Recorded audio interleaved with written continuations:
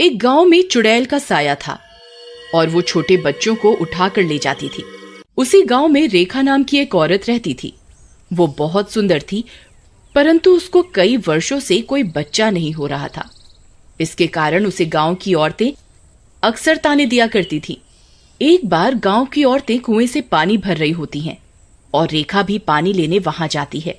अरे ये देखो, रेखा जी आ रही हैं। बेचारी है तो कितनी सुंदर, लेकिन बेचारी को कोई बच्चा नहीं हो रहा। अरे रूपा बहन, बोलती तो तुम ठीक हो। हाँ, पूरी हीरोइन बनती है। लेकिन एक बच्चा नहीं दे पा रही अपने परिवार वालों को। तभी रेखा वहां आ जाती है। मुझे बच्चा हो या ना हो, लेकिन तुम सबको क्यों दुख हो रहा है? औरत होकर भी ताने देती रहती हो, शर्म आनी चाहिए तुम्हें। लेकिन इस बात से रेखा बहुत दुखी हो जाती है और अक्सर दुखी रहने लगती है और धीरे धीरे वो गांव में भी सबसे बात करना बंद कर देती है। कुछ दिनों बाद आधी रात में चुड़ैल आती है और सोते हुए एक छोटे बच्चे कल्लू को गोद में उठाकर अपने साथ ले जाती है। अरे नहीं भैया री, चुड़ैल चुड़ैल, मम्मी बचाओ बचाओ। अरे चुड़ैल आंटी, मुझे सुसु आई है, जरा जाने दो, छोड़ दो। अरे बच्चे की जान लोगी क्या? चुड़ैल उसके मुंह पर एक कपड़ा बांध देती है ताकि वो चिल्लाकर गांव वालों को ना बुला ले। तू तो छोटा सा लेकिन बहुत चालाक बनता है, मुझे बेवकूफ समझा है क्या? चुड़ैल उठाकर उसे ले जाती है। अगली सुबह मेरा कल्लू कहाँ गया? मिल ही नहीं रहा, पता नहीं कहाँ गायब हो गया मेरा चांद का टुकड़ा। अरे यहीं कहीं खेल रहा होगा रूपा, चाहे जमीन को सर पर उठा रही हो। और कल्लू वो कालिया कहाँ से चांद का टुकड़ा हो गया है?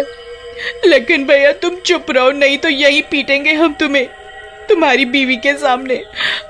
हाय रे मेरा कल्लू। उसके बाद गांव वाले कल्लू को काफी ढूंढते हैं, लेकिन कल्लू उन्हें नहीं मिलता। अरे मानो न मानो भाइयों, ये चुड़ैल का काम है, वो ही बच्चों को उठा रही है। फिर आधी रात होते ही डरावनी आवाजें आने लगती हैं। सब उन डरावनी आवाजों को सुनकर अपने घरों में छिपे रहते हैं और चुड़ैल से डरते हैं। अजी वो देखो, कितनी खतरनाक चुड़ैल है। पता नहीं ये नासमिटी चुड़ैल हमारे गांव में कैसे आ गई। फिर चुड़ैल एक और बच्चे को गोद में उठाकर ले जाती है। अगले दिन सुबह सुबह सारे गांव वाले फिर से एक साथ मिलते हैं। देखा मेरी बात ना मानने का नतीजा? मैं कह रहा था ना कि कोई चुड़ैल जरूर है, लेकिन तुम लोग मेरी बात नहीं मानते हो। मैं अभी भी कह रहा हूँ कि ये कोई चुड़ैल का मामला है। चुड़ैल ही सारे बच्चे चुराती है और उन्हें मार डालती है। सब अपने घरों के अंदर ही रहना, गलती से भी बाहर मत आना उस चुड़ैल के सामने, नहीं तो तुम्हें भी मार देगी वो। अरे लखन भैया, आप अगर मुझसे बड़े नहीं होते तो मैं आपके सारे दांत यूं ही तोड़ देता। आप भी इस जमाने में भूत और चुड़ैलों की बात करते हो। क्या दांत तोड़ देता? तुम अभी शहर से आए हो, तुम्हें नहीं पता गांव में चुड़ैल आती है? सबको पता है। तुम अपने घर में ही रहना, रात में बाहर मत निकलना। तुम ज्यादा साइंस पढ़ लिए हो हैं? हमने जो देखा वो बता दिया। तभी वहाँ बूढ़ा हरिया आता है। अरे नास मिटो, काहे को सुबह सुबह लड़ रहे हो? गांव में इतना संकट आया हुआ है। अरे बाबा, ये रॉकी ही हमारी बात नहीं सुन रहा। हाँ रॉकी बेटा, सही कह रहा है लखन। सब जानते हैं कि गांव पर चुड़ैल का साया है। एक तांत्रिक को बुला के दिखा लेते हैं। अरे बुड्ढे, क्या बोल रहा है यार? ये तो तांत्रिक बुलाने के चक्कर में पड़ गया। इसके बाद हरिया और बाकी गांव वाले मिलकर एक तांत्रिक को बुला लाते हैं। तांत्रिक बाबा, मुझे कुछ दिन पहले रात में आते समय कुछ डरावनी आवाजें पीछे से बुला रही थीं। एक बार चेक करो कौन सी चुड़ैल है बाबा। तूने मुझे क्या डॉक्टर समझा है क्या, जो मैं बुखार चेक करूंगा? इसके बाद तांत्रिक नीचे बैठ जाता है और ध्यान लगा लेता है और कुछ देर बाद अरे मुझे कुछ भी नहीं दिखाई दे रहा। मेरे हिसाब से यहाँ कोई भी चुड़ैल नहीं है।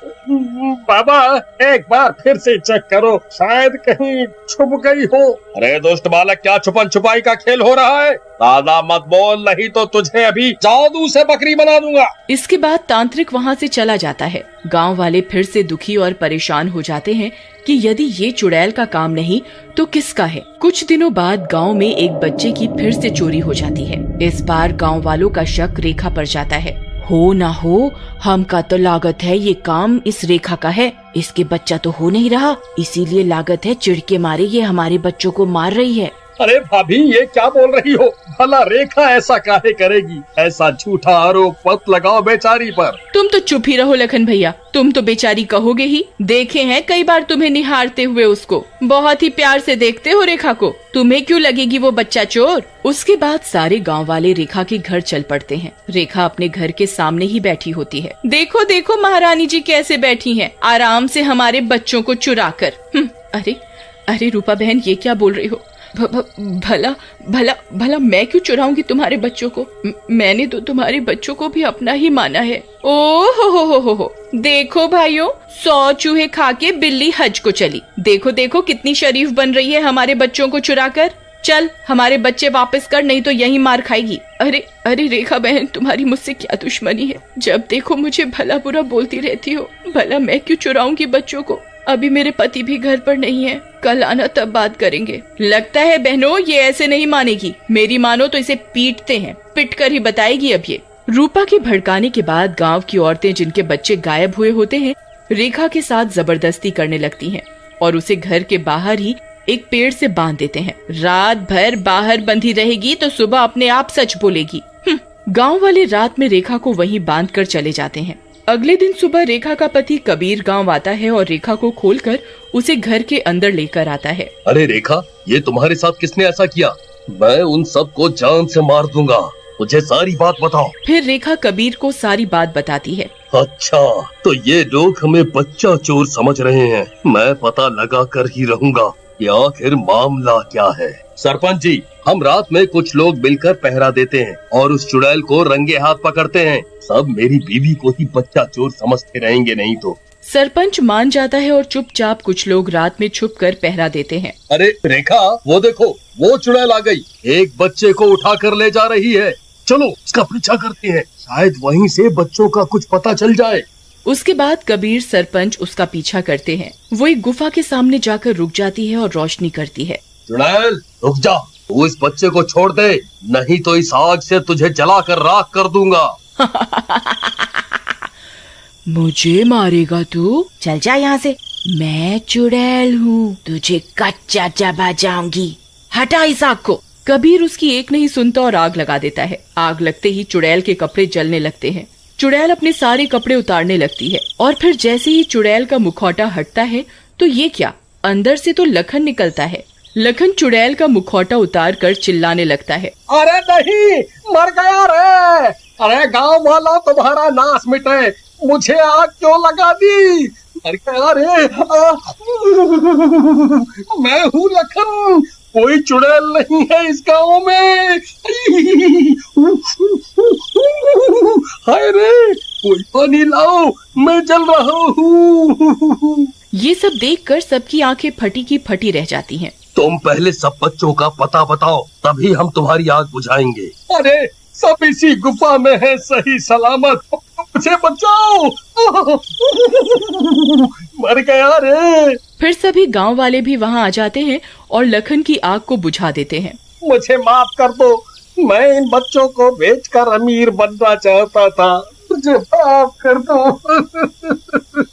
गांव की औरतों को बहुत गुस्सा आता है और सब उसे मारने लगती हैं। रहने दो, इसे पुलिस के हवाले कर दो, छोड़ दो इसे। फिर सबको अपने बच्चे सही सलामत मिल जाते हैं। रेखा बहन, हमें माफ कर दो, लेकिन तुम आज ना होती तो हमारे बच्चों को ये लखन बेच चुका होता। अंत भला तो सब भला।